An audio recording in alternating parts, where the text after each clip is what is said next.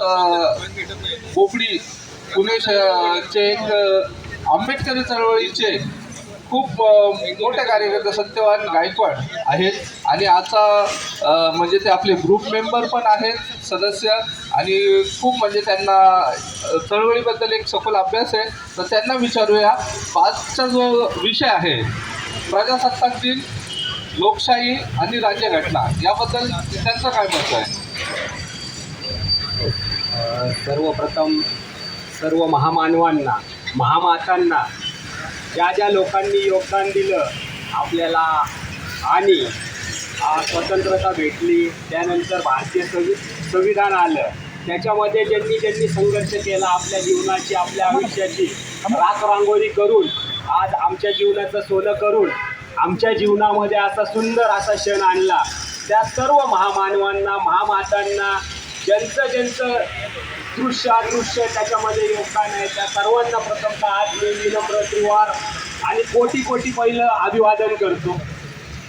त्यानंतर भारतीय घटनेचे शिल्पकार यांनी आजचा दिवस साजरा करण्यासाठी आपल्याला जे हे दिलं, त्या महामानवांना पण आज मी पहिलं वंदन करतो. त्याचबरोबर मी प्रथम सर्व आपल्या या ॲक्टिव्हिटी ग्रुपचे जे काय माझे मेंबर आहे त्यांच्या डोक्यातून ही कल्पना अशी सुचली आणि त्यांनी हा दिवस आणला आणि माझ्या हातामध्ये माईक दिला, त्याबद्दल त्यांचंही मी सर्व माझ्या त्या बांधवांचं आणि ह्यांचं अभिनंदन करतो आणि त्यांचे आभारही व्यक्त करतो आणि त्यांना अशा कार्यक्रम करण्याचे त्यांच्या सूचना, अशा कल्पना असतात, त्यांना शुभेच्छाही देतो. आजचा विषय जो आहे तर प्रजासत्ताक दिन असा तुम्ही शब्दप्रयोग केलेला आहे. तर मी खरं तर मराठी शब्द बाबासाहेब आंबेडकरांनी वापरलेला नाही आहे. आता मी माझे जे काय मतं मांडणार आहे हे माझे व्यक्तिगत मतं आहेत आणि जे भारतीय संविधानाने दिलेलं आहे, काय होऊ शकतं कधी कधी तुम्हाला पण ते माझं एखादं मत पटू नाही शकत. त्याबद्दल मी सर्वप्रथम सर्वांची दिलगिरी व्यक्त करतो. तर मला कुणाला आनंद वाटण्यासाठी माझे विचार नाही वाटायचे किंवा मला तुम्हाला चांगलं वाटावं म्हणून पण नाही बोलायचे.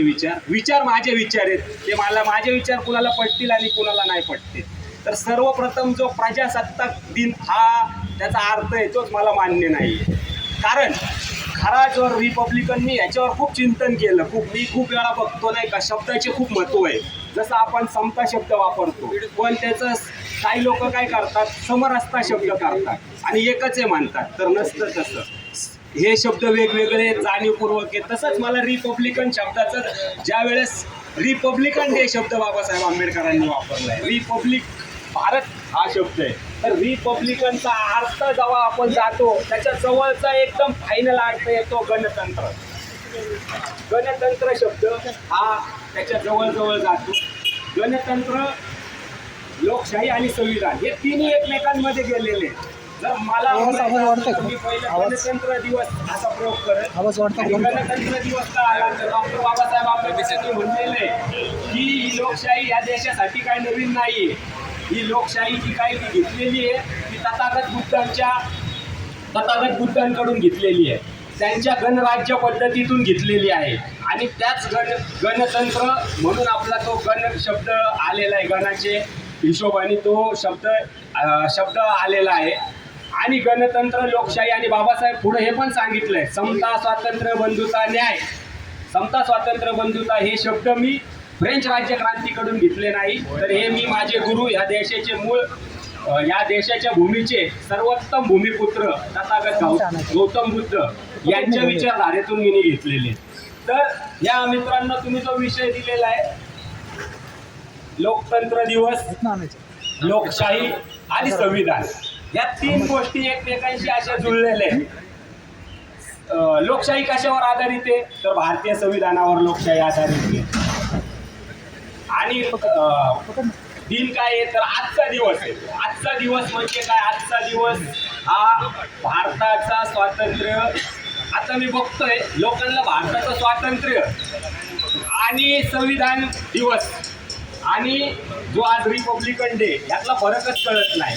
आझादीचे गाणे लावतात. आज आझादी भेटलेली, आझादीचे गाणे लावले पाहिजे. आझादीबद्दल कुणाला दुमत नाही. आझादीमुळं संविधान आलेले, पण आझादीनंतर कुणाला स्वतंत्र मानलं जातं, कुठल्या देशाला स्वतंत्र मानलं जातं, तर ज्या देशाचं संविधान आहे, ज्या देशाची घटना आहे आणि ज्या देशाचा कारभार त्या लोकांच्या मताने चालतो, तोच खऱ्या अर्थाने स्वतंत्र होतो. म्हणून आपण जर खऱ्या अर्थाने जर स्वतंत्र झालेला आहोत, तर तो संविधान अंमलबजावणी दिवस, अंमलबजावणी दिवस हा 26 जानेवारी 1950 दिवसापासून आपण खऱ्या अर्थाने लोकशाही दिवसामध्ये आपलं पदार्पण झालं. आणि बाबासाहेबांनी पूर्वसंध्येलाच भाषण दिलेलं आहे. त्याच्यामध्ये बाबासाहेब आंबेडकर परत लोकशाही कशाच्या आधारावर येते, तर लोकशाही आपल्याला मिळालेल्या मताच्या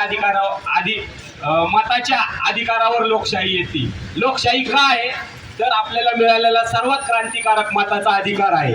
जगामध्ये जर मताचा अधिकाराचा आपण इतिहास पाहिला मित्रांनो, तर मताच्या अधिकाराचा इतिहास अमेरिका ह्या जगामध्ये सर्वात प्रगत राष्ट्र आहे. सर्वात प्रगत राष्ट्र अमेरिका आहे. पण अमेरिकेतल्या पण माणसांना सरसकट मताचा अधिकार मिळालेला नाहीये. अमेरिकेमध्ये पण मताच्या अधिकारासाठी संघर्ष करावा लागला. तिथं फक्त पुरुषांना, काळ्या गोऱ्यांना अशा लोकांना अधिकार होता. जगामध्ये विविध राष्ट्र जी प्रगत होते तिथं पण सरसकट राज्य, कुटुंब वगैरे वेगवेगळे काहीतरी शिक्षित लोक असतील, टॅक्सपेअर असतील, अशा पद्धतीच्या लोकांना मताचा अधिकार मिळालेला आहे. भारतामध्ये पण ज्यावेळेस मताचा अधिकार देण्याची वेळ आली तर ह्या विषयावर चर्चा झाली. या देशामध्ये पण जे ग्रॅज्युएट आहेत, उच्च शिक्षित आहेत, उच्चवर्णीय आहेत, अशाच लोकांना मताचा अधिकार मिळावा, किंवा जे लोक टॅक्सपेअर आहेत अशाच लोकांचा, जे सामंतवादी आहेत अशा काही लोकांनाच मताचा अधिकार मिळावा, अशा पद्धतीची विचारधारणा आली ती. पण डॉक्टर बाबासाहेब आंबेडकरांनी या सर्वांचा विरोध करून प्रौढ मताधिकार दिलाय. भारताचा नागरिक मग तो कोणत्याही जाती धर्म पंथामधला असेल, तो ज्या वेळेस वयाची 21 वर्ष पूर्ण करतील त्याला मताचा अधिकार असेल, असा डॉक्टर बाबासाहेब आंबेडकरांनी आपल्याला अधिकार दिला. त्याचं रूपांतर नंतर पुढच्या सरकार जे आले त्यांनी त्याच्यामध्ये सुधारणा करून त्याचं वय 18 केलं. पण डॉक्टर बाबासाहेब आंबेडकरांनी आपल्याला जो मताचा अधिकार दिलाय त्यामुळे लोकशाही आहे. आणि लोकशाही कशाच्या आधारावर आहे, तर भारतीय संविधानाच्या आधारावर लोकशाही आहे. आणि ती लोकशाही आहे म्हणून आपण गणतंत्र दिवस बघतोय. माझ्या पूर्वीच्या वक्त्यांनी खूप गोष्टी सांगितल्या. आता आपल्याला काय लोकशाही दिन आणि नागरिक म्हणून आपली काय जबाबदारी आहे, तर खूप. आणि काय वक्ते काय बोलले की लहान मुलांना नाही, सरसकट सर्वांना संविधानाचं संचलन झालं पाहिजे. आता आपण काय बघतो, आपण असं पाहतो की आपण एक प्रतिज्ञा बोलायचो शाळेत. मला आठवतंय, भारत माझा देश आहे, सारे भारतीय माझे बांधव आहे. पण काय असतं, बोलणं एक असतं, करणं एक असतं आणि एक व्यवहार असतो. आज 77वा आपण लोकतंत्र दिवस, रिपब्लिकन डे साजरा करत असताना आज आपण फक्त ते सरनाम्याचे जाहिराती वगैरे आपल्याला चौकात लावायचे नाहीये, तर त्या लोकांच्या व्यवहारामध्ये झाले पाहिजे, त्यांच्या व्यवहाराचा पाठ झाला पाहिजे. नाहीतर डॉक्टर बाबासाहेब आंबेडकरांनी ते धोका आपल्याला काय सांगितलंय, विभूती पूजा. मग जर ही विभूती पूजा आपण भले त्या संविधानिक सरनाम्याची का विभूती पूजा करू, ते पण कामाचं असणार नाही जोपर्यंत ते आपल्या व्यवहारात येणार नाहीत. म्हणून हे मूल्य आपल्या व्यवहारात आले पाहिजे. आणि डॉक्टर बाबासाहेब आंबेडकरांनी लोकशाहीमध्ये धोका काय सांगितलाय की मी मताच्या माध्यमातून तुम्हाला एक मत एक मूल्य करून मी राजकीय समानता आणलेली आहे. लोकशाहीमध्ये मी राजकीय, तुम्ही ते वाक्य पण लिहिलंय, तो तिथं ते लिहिलेलं आहे. तर त्याच्यामध्ये बाबासाहेब आंबेडकर म्हणतात मी राजकीय समानता आणलेली आहे, पण तुम्ही आर्थिक आणि सामाजिक समानता जर आणू शकले नाही तर लोकशाहीचा हा जो काही डोलारा आहे त्याचे शोषित पीडित लोक हा उद्ध्वस्त केल्याशिवाय राहणार नाही. डॉक्टर बाबासाहेब आंबेडकरांनी जे काही लोकांना आपल्याला भाकीत सांगितलेले, तर खेदाची गोष्ट आहे 77 वर्ष झालेले आहेत. आज देशामध्ये 77 वर्ष झालेले आहेत. आपण कालच निवडणूक पाहिली, काय खरोखरच समानता आलेली आहे? नाही. तर आपल्या देशामध्ये कशाच आपल्या देशामध्ये पण भाव निर्माण झाला आहे का प्रत्येक नाही, तर आपण आपल्या जातीच्या उमेदवाराला देतो, आपण आपल्या धर्माच्या उमेदवाराला देतो. तर मित्रांनो, हे लोकशाहीमधले सर्वात घातक गोष्टी आहेत. जर आपल्याला लोकशाही टिकवायची असेल, डॉक्टर बाबासाहेब आंबेडकरांनी भारताची घटना जी काही अर्पण केलेली आहे ती आम्ही भारताचे लोक, आम्ही भारताचे लोक, अमेरिकेची राज्यघटना आम्ही राष्ट्राचे लोक म्हणून अर्पण झाली. तिथं कडाडून विरोध झाला आणि त्यांनी परत त्याच्यात सुधारणा केली आणि त्यांनी काय केलं, आम्ही राज्याचे लोक, राज्य वेगवेगळ्या राज्याचे लोक. पण डॉक्टर बाबासाहेब आंबेडकरांनी असा शब्द टाकलाय की तो शब्द आजपर्यंत आम्ही भारताचे लोक, भारताचे लोक म्हणलं कुठली जात धर्म पंथ काहीच येत नाही, तर आम्ही लोक आहे आणि आम्ही नागरिक आहे, आम्ही या देशाचे नागरिक, आम्ही मालक आहे. पण खरोखरच हे जे काय आपल्याला भारतीय संविधानाने जे काय अधिकार मिळवलेले आहेत, ते आपल्याला भारतीय संविधानाचे अधिकार आपल्याला नागरिक म्हणून टिकवायचे आहेत. आपल्याला जो मताचा अधिकार एवढा मोठा संघर्ष करून डॉक्टर बाबासाहेब आंबेडकरांनी दिलेला आहे तो आपल्याला सहजरित्या मिळालेला आहे. पण आपण तोच 1500च्या नोटावर आपण तो मताचा अधिकार विकतो. आपल्याला म्हणून, आपण नागरिक म्हणून सर्वात महत्त्वाचे आपण भारताचे लोक आहे, आपण भारताचे लोक आहेत, आपण भारताचे राज्यकर्ते बाबासाहेबांनी उपयोग नाही केला. म्हणून डॉक्टर बाबासाहेब आंबेडकरांनी आपल्याला लोक निवडून देण्याचं आहे. जर आपण बदमाश असेल तर आपला आमदार खासदार नगरसेवक हा बदमाशच होणार आहे, कारण त्याला जास्तीत जास्त लोक निवडून देणार आहेत. आपण त्याला चोर बदमाश लुटेरा म्हणतो, त्यावेळेस आपणच पैसे घेऊन आपण मतदान करतो. नागरिकांनी आज लोकशाही दिन काल कोणता दिवस झाला, काल 25ला मतदान दिन काहीतरी हां, मतदार दिन कालच झाला. तर मतदार म्हणून आपल्या जबाबदारी आहेत. आपण आपल्या स्वतःला पण प्रश्न विचारला पाहिजे. आपल्याला जर निष्कलंकित मंत्री आमदार खासदार बनवायचे असतील तर आपण पर्यंत स्वतःला प्रश्न विचारले पाहिजे, काय मी 500,000वर मतं विकतो, काय मी माझ्या जाती धर्माच्या माणसाला मत देतो. आपण हे बदलून टाकलं पाहिजे. आपण विकास, भारताचं बोलणारा, समता बंधुता न्यायाचं बोलणाऱ्या माणसाच्या मागं उभं राहिलं पाहिजे. आपण भाईचारा निर्माण करण्याचं, देश जोडणारा बोलणाऱ्या माणसाच्या मागं उभं राहिलंय पाहिजे, ना की लोकांची विभागणी करण्यासाठी झालं पाहिजे. आपण आता पाहतो मित्रांनो, भारतीय संविधानाचे आत्ताच माझ्या पहिलीच्या एका वक्त्यांनी सांगितलं की नरेंद्र मोदी यांनी कपाळ लावलं तेव्हा भारतीय संविधानाचा गौरव. मी या गोष्टीचा जाहीर निषेध करतो. कारण का, माझा नरेंद्र मोदींवर आक्षेप आहे. नरेंद्र मोदी आपल्या भाषणामध्ये भारताला सारखं हिंदुस्थान म्हणतात. माझा त्याच्यावर आक्षेप आहे. कारण भारताच्या पहिल्या नावात, भारतीय संविधानाच्या पहिल्या नावात पानावर लिहिलंय साहेब, Bharat that is a India, तर India that is a Bharat. असं बाबासाहेब आंबेडकरांनी नाव लिहिलं असताना जर या देशाच्या अडाणी प्रधानमंत्र्याला हिंदुस्थान हिंदुस्थान बोलत असेल तर मी त्याचा जाहीर निषेध करतो.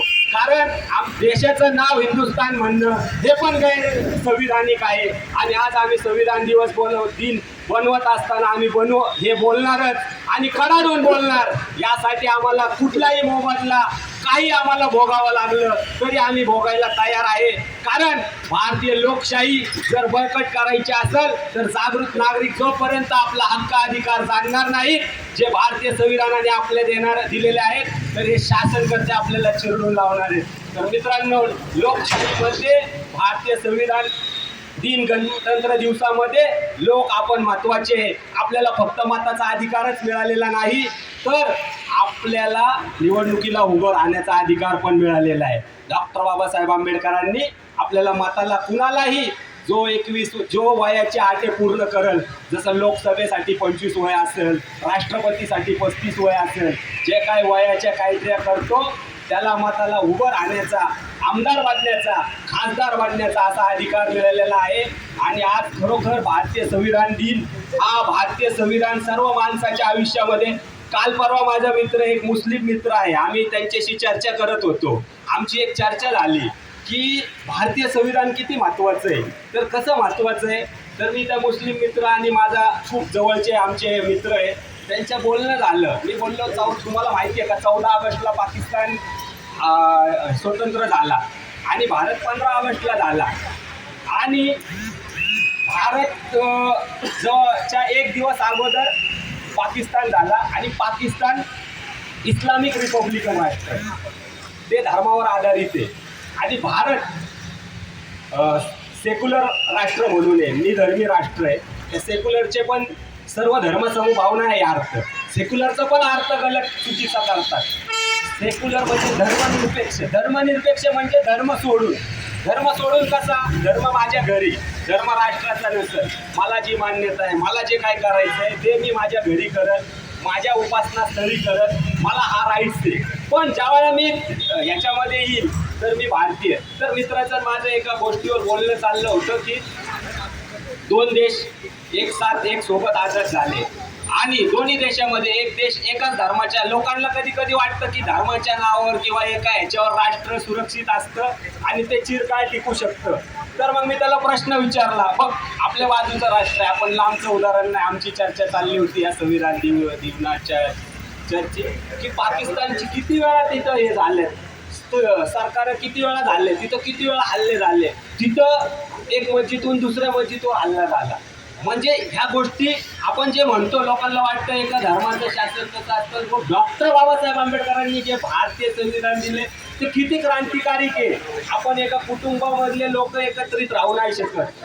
तर बाबासाहेब आंबेडकरांनी एवढ्या भाषा, प्रांत, वेगवेगळ्या, परत एका धर्मामध्ये वेगवेगळ्या मान्यता आहे, परत एका जातीमध्ये त्यांचे वेगवेगळ्या चालीरीती मान्यता आहे, जमातीमध्ये तर एवढ्या मान्यता आहेत. एवढ्या सगळ्या मान्यता असून देखील आज आपण एक संघ राहतोय. तर हे भारतीय संविधानामुळं राहतोय.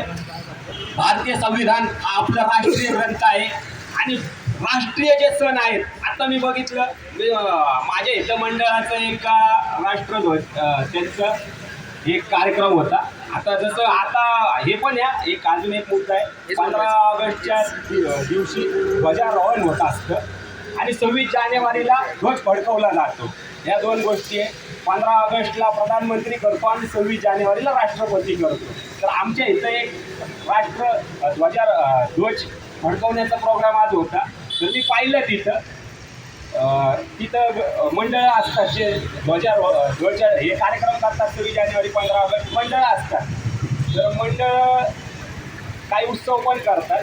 तर उत्सवाचं काय आपल्याला म्हणणं नाही. पण मी बोललो अरे त्यावेळेस आपण काय आरती करतो किंवा काय करतो, तुम्ही 100-150 लोक येतात आणि तू या लहान पोरांना घेऊन काय ध्वजारोहण गोळा, ते शाळेत करून आले, सर्व मोठ्या लोकांना घेऊन या, तुम्ही ध्वज फडकवा आणि त्यांना या दिवसाची माहिती द्या की काय झालंय आणि काय झालंय. आणि परत तुम्ही गाणे कुठले लावताय, राष्ट्रभक्तीची.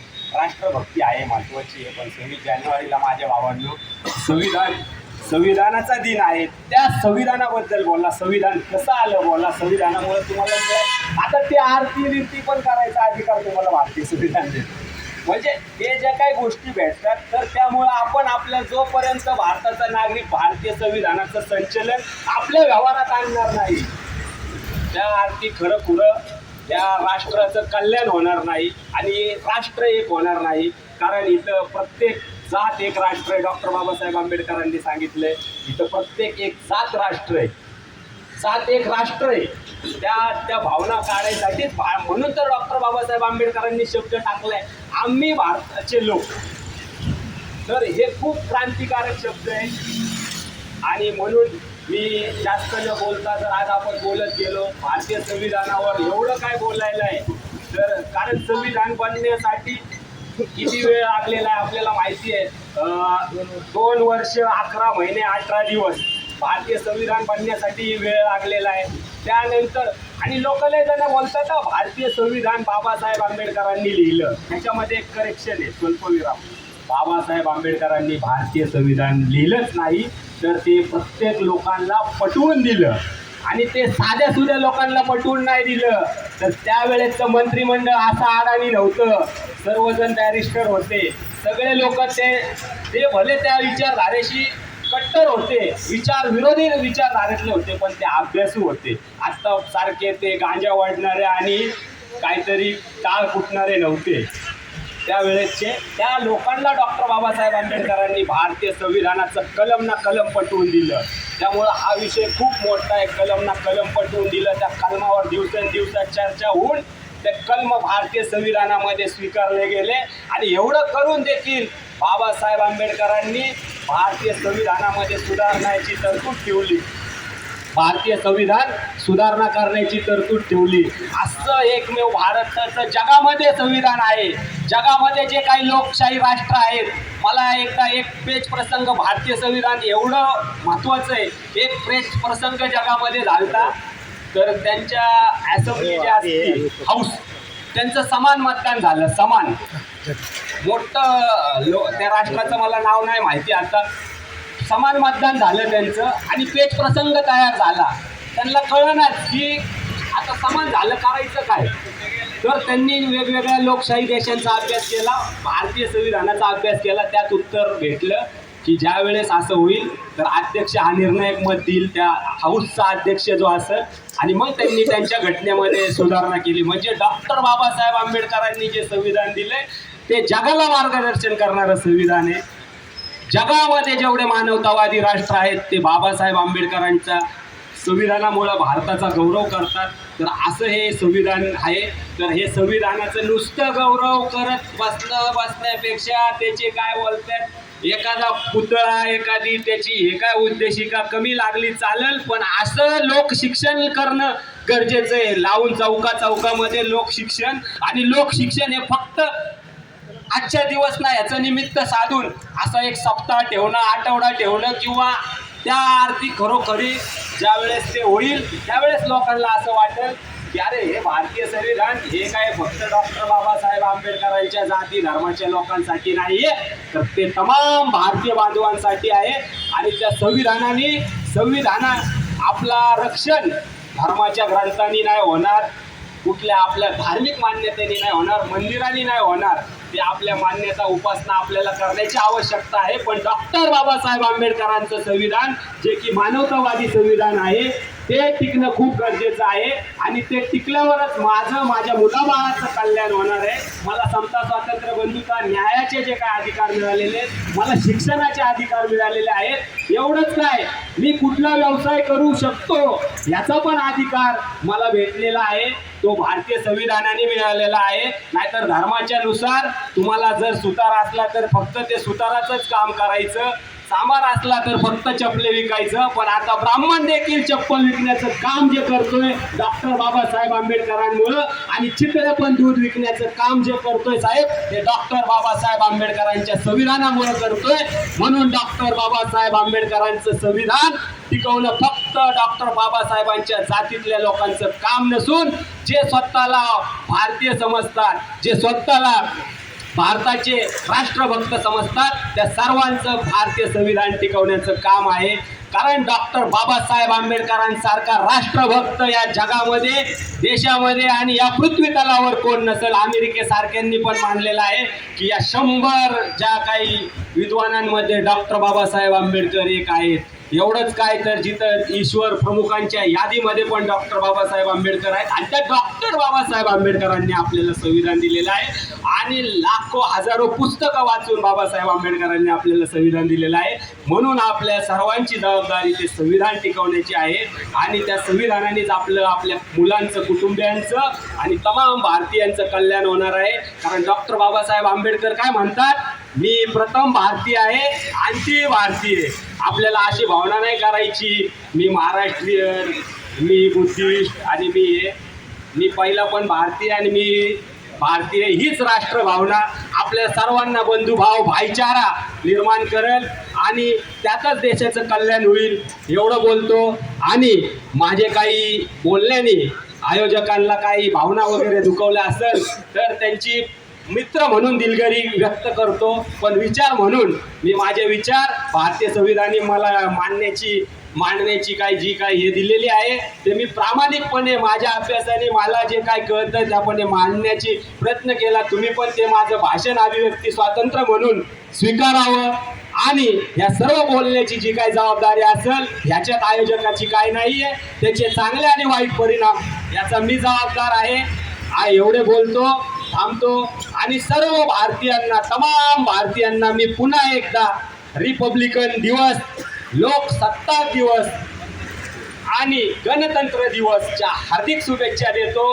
आणि सर्वांनी माझं शांतपणे ऐकलं, तुमचे सर्वांचे आभार व्यक्त करतो.